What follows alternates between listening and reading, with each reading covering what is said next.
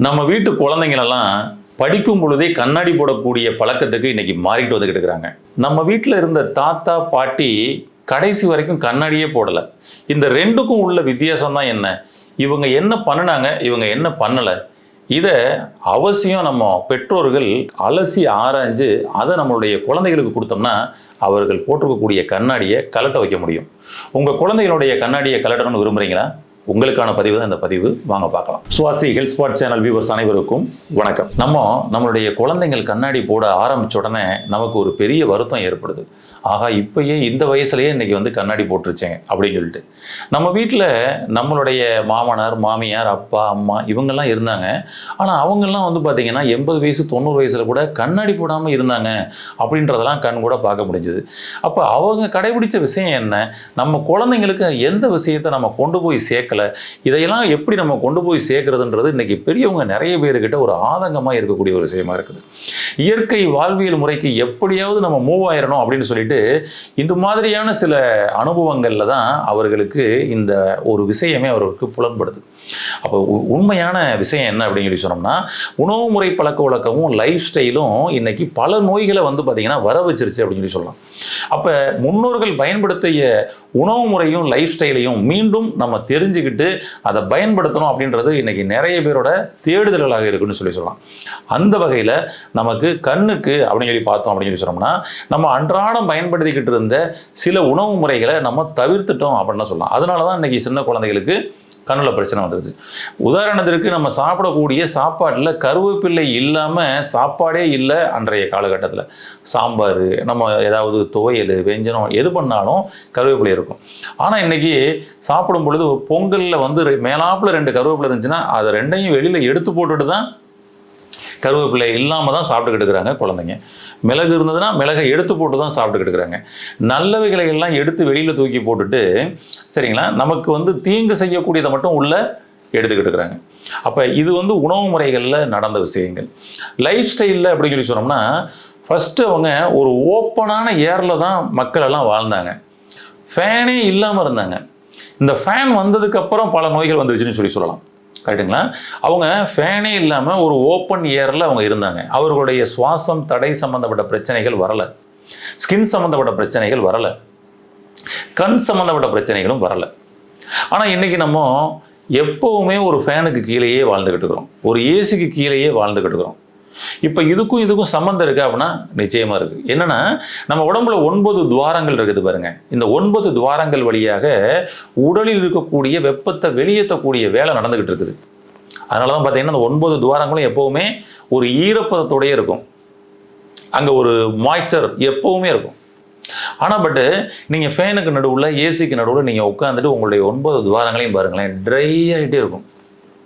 நீங்கள் ஃபேன் போட இது பண்ணும் பொழுது ட்ரை ஆகிட்டே இருக்கும். அப்போ உங்களுடைய கண்ணின் ஈரப்பதமும் நீங்கள் ஃபேனுக்கு நடுவில் உட்காந்தீங்கன்னா ட்ரை ஆகிட்டே இருக்கும். நீங்கள் ஒரு காரில் போகிறீங்க, ஏசி போட்டுக்கிறீங்க, அந்த ஏசி வந்து பார்த்தீங்கன்னா உங்களுடைய முகத்துக்கு நேரம் படுற மாதிரி நீங்கள் அட்ஜஸ்ட் பண்ணி வச்சுருக்கீங்கன்னு வச்சுக்கோமே, நீங்கள் ஒரு 1 hour ட்ராவல் பண்ணும் பொழுதே உங்களுடைய கண்ணெல்லாம் எரிய ஆரம்பிச்சிடும். கவனிச்சனே தெரியும். ஏன் அப்படின்னா, கண்ணில் இருக்கக்கூடிய ஈரப்பதத்தை உறிஞ்சிருச்சு, ட்ரைனஸ் பண்ணிடுச்சு. மெயின் விஷயம் அது. இப்படி நம்மளுடைய பாடியில் 9 துவாரங்களையும் ட்ரை பண்ணக்கூடிய ஒரு வேலையை பண்ணிக்கிட்டு இருக்குது. ஆனால் அன்னைக்கு எல்லாம் ஓப்பன் ஏரில் இருந்தாங்க. ஃபேன் கிடையாது, ஏசி கிடையாது, வெளிக்காற்றை சுவாசித்தாங்க. ஏன்னா உடம்பே சுவாசிக்குதுங்க. அதனால தான் அந்த ஸ்கின் மூலமாகவும் சுவாசம் நடக்குதுன்றோம். அப்போ அந்த கண் சார்ந்த பிரச்சனைகள் வரலை. பசுமையான விஷயங்கள் இருந்தது. எல்லாம் வந்து கண்ணுக்கு கண் பார்த்து பேசுனாங்க. லாங் சைட்டை வந்து அதிகமாக இங்கேருந்து பார்த்துக்கிட்டு இருந்தாங்க. ஆனால் நம்ம இன்றைக்கி என்ன பண்ணிட்டோம், படிக்கும் பொழுதே ஸ்கூலுக்கு வந்து பார்த்திங்கன்னா வந்துட்டு கம்ப்யூட்டர், லேப்டாப்பு, மொபைல் கொடுக்க வேண்டிய சுச்சுவேஷனுக்கு வந்துட்டோம். அதுக்கப்புறம் ஒரு 10க்கு 10 ரூமுக்குள்ளே தான் ஒரு கிளாஸ் ரூமே இன்றைக்கி வந்து இருக்குது. அன்றைக்கி ஒரு ஓப்பன் ஹாலில் கிளாஸ் நடந்தது. ரூமில் நடந்தால் கூட ஜன்னல்லாம் வந்து ஓப்பனில் இருக்கும், கதவு திறந்திருக்கும், காற்று வெளியே உள்ள அப்படின்ற அந்த ஃப்ளோ இருக்கும். ஆனால் இன்றைக்கி ஏசி ரூமுக்குள்ளே தான் கிளாஸ் ரூமே நடந்துக்கிட்டு இருக்குது. மாற்றிட்டோம். இதெல்லாம் கூட ஒரு காரணமாக இருக்குது. உணவு முறை பழக்க வழக்கம் மற்றும் லைஃப் ஸ்டைல் அப்படின்னு சொல்லிடலாம். அப்போ மொபைல் ஃபோன் அதிகமாக வந்து இன்றைக்கி வந்து குழந்தைகள் பயன்படுத்த ஆரம்பிக்கிறாங்க. செல்ஃபோன் போக லேப்டாப்பு அப்படின்றதெல்லாம் பயன்படுத்த ஆரம்பிக்கிறாங்க. அப்போ கிட்ட பார்வை அப்படின்றத மட்டும்தான் அவங்க வந்து பயன்படுத்திக்கிறாங்களே தவிர தூரப்பார்வைன்றதை அவங்க வந்து பயன்படுத்தாமலே போயிடுது. அப்படியே பக்கத்தில் ஒரு அடி டிஸ்டன்ஸ்லேயே அவங்க மொபைல், ஒரு அடி டிஸ்டன்ஸ்லேயே அவங்களுடைய புத்தகம், இப்படி எல்லாமே வந்து பார்த்தீங்கன்னா டிஸ்டன்ஸ் கம்மியாகவே படிக்கிறாங்க. நம்ம கண்ணு மாதிரி ஒரு கேமரா இப்போ வரைக்கும் கண்டுபிடிக்கவே இல்லைங்க. சரிங்களா?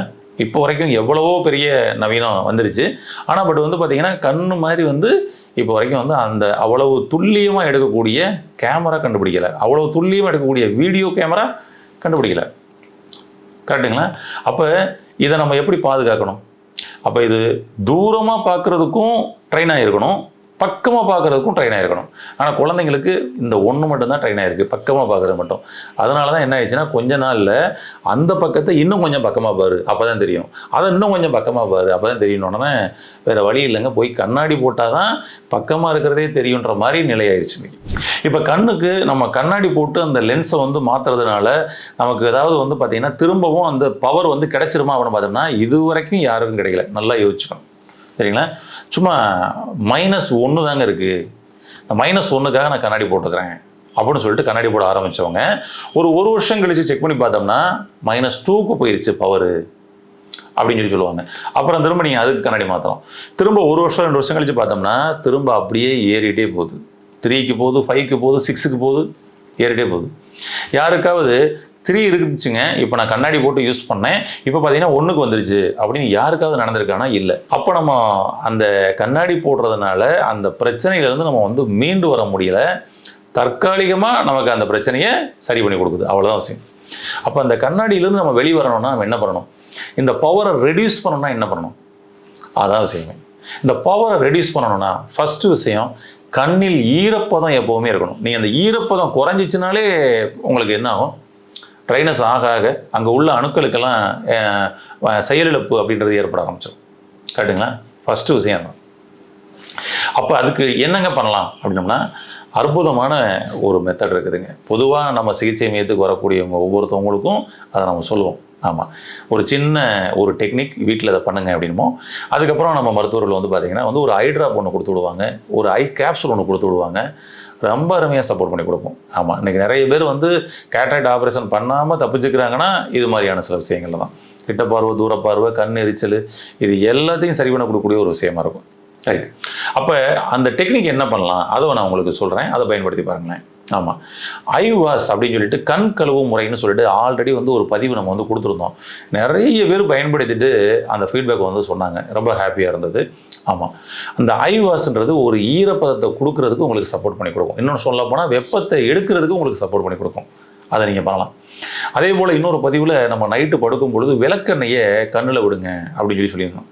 ஒரு சொட்டு விளக்கெண்ணெயை விடுங்க அப்படின்னா இதுவும் அந்த ஈரப்பதத்தை கொடுக்கறதுக்கு உங்களுக்கு சப்போர்ட் பண்ணி கொடுக்கும். பெட்டராக இருக்கும், ரொம்ப அருமையாக வந்து சப்போர்ட் பண்ணி கொடுக்கும். அப்போ நம்ம நைட்டு படுக்கப்படும் பொழுது இடது கண்ணில் ஒரு சொட்டு, வலது கண்ணில் ஒரு சொட்டு விளக்கெண்ணெய் விடும் பொழுது அது நல்ல கூலிங் ஆகும், கண்ணில் இருக்கக்கூடிய ரெட்டிஸ் எல்லாம் கிளியர் ஆகும், சர்க்குலேஷன் நல்லா இம்ப்ரூவ் ஆகும். பெட்டர். ஆனால் நீங்கள் திரும்ப ஃபேனு, ஏசி அதுக்குள்ளே அதிக நேரம் இருக்கிறத அவாய்ட் பண்ணணும். கண்ணுக்கு நேரம் அதுவும் உங்களுக்கு வந்து வெப்பம் தரக்கூடிய ஒரு விஷயமா இருந்தாலும் சரி, வெளிச்சம், லைட்டு, அதுபோல் ஃபேனு நேரம் கண்ணுக்கு நேரம். நம்ம படுக்கும் பொழுது பாருங்களேன், நெஞ்சுக்கு நேரம் மேலே ஃபேன் இருக்கும், முகத்துக்கு நேரம் அப்படியே சுற்றும். அப்போ நமக்கு எப்படி இருக்கும்? ஃபுல்லாக ட்ரைனஸ் ஆகும். நம்ம வந்து மூச்சு சுவாசம் உள்ளே வெளியே போகும் பாருங்கள், அந்த உள்ளே வெளியே சுவாசம் போகிறதே மேலேருந்து ஒரு ஃபேன் சுற்றுச்சுன்னா எப்படி அது இயல்பான நிலைக்கு இது பண்ணும்? அப்போ வெளியிலே தள்ள விடாது, உள்ளே அமுக்கும். அதான் இன்றைக்கி நிறைய பேருக்கு இது சம்மந்தப்பட்ட பிரச்சனைகள் வருவதற்கான காரணமாக இருக்குது. ஸ்கின்னும் சுவாசித்து வெளியே தள்ள முடியாது, ஏன்னா ஃபேன் சுற்றிக்கிட்டே இருக்குல்ல, உள்ளேயே வச்சுக்கப்பான்னு விட்டுரும்.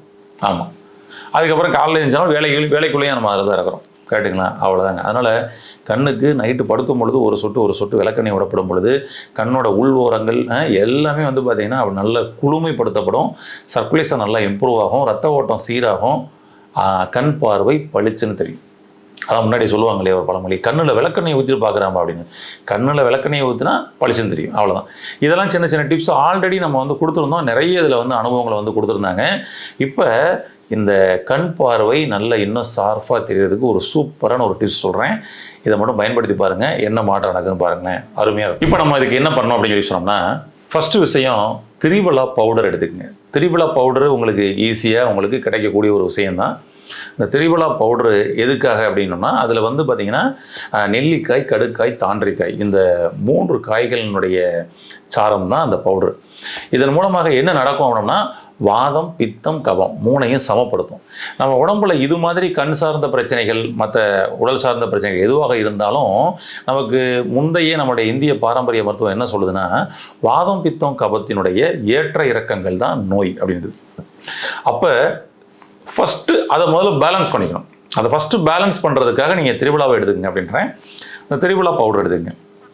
அதுபோல் கருவேப்பிலையே நல்ல காய வச்சு, இளம் வெயிலில் காய வச்சு அரைச்சி பவுட்ரு பண்ணி ஒரு 50 கிராம் வந்து பார்த்திங்கன்னா அந்த பவுடர் எடுத்துக்கங்க. அதுக்கப்புறம் ஒரு 20 பாதாம் பருப்பு எடுத்துக்கோங்க. இந்த 20 பாதாம் பருப்பு அப்படின்றது வந்து பார்த்திங்கன்னா உங்களுக்கு ஒமேகா ஆசிட். கருவேப்பிலை அப்படின்றது விட்டமின் ஏ இருக்கக்கூடியது. கண்ணுக்கு ரொம்ப அருமையாக சப்போர்ட் பண்ணி கொடுக்கும். இது போக கண்ணுக்கு மிக அற்புதமாக சப்போர்ட் பண்ணி கொடுக்கக்கூடிய இன்னொருத்தர் இருக்கிறாருங்க. யார் அப்படின்னா அவர் தான் சோம்பு. இந்த சோம்பு அதே போல் ஒரு 100 கிராம் எடுத்துங்க. இது வந்து பார்த்தீங்கன்னா கேட்ராக்ட் வராமல் தடுக்கிறதுக்கு இதை சப்போர்ட் பண்ணி கொடுக்கும். அதனால தான் இந்த கருவேப்பிள்ளை, சோம்பு, இது கூட வந்து பாதாம் பருப்பு. ஓகே, இதை எடுத்துக்க போகிறீங்க.